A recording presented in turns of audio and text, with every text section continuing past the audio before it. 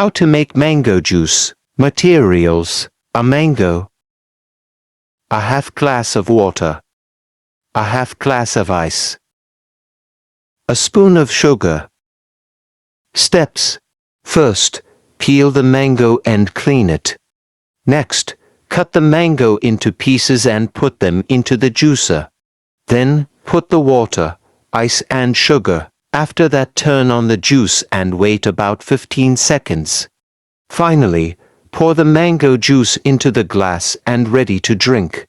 Goal: how to make a cup of coffee. Material: coffee, sugar, hot water, a cup, a spoon.